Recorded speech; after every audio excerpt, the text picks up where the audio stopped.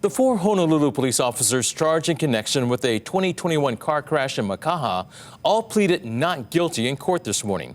KITV4's Kate Medeiros spoke this afternoon with one of the victims' attorneys. She now joins us live in studio with reaction on today's hearing. Kate. That's right. The 4 HPD officers, Joshua Nahulu, Eric Smith, Robert Lewis, and Jake Bartolome, were in court this morning after their arrest last Thursday for their involvement in a dangerous Makaha car crash in 2021.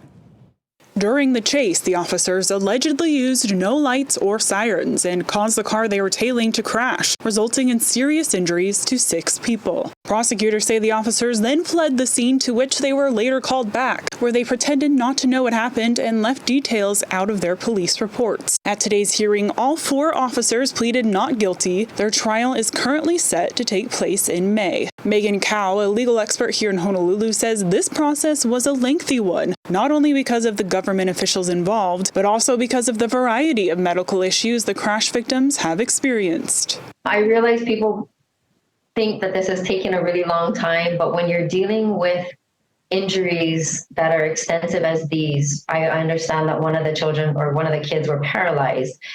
You know, the government needs to gather medical records. Eric Seitz, who is representing Dayton Gouveia, a teenager who was left paralyzed from the crash, believes the outcome of this incident shows where the city's priorities lie. The overall situation is one in which I think the city and county of Honolulu is protecting itself, is not really interested in the safety of the citizens, and these officers are not being held accountable as they should be. Seitz says Gouveia had one of the most serious injuries from the crash, and although he is recovering, he will likely need care for the rest of his life.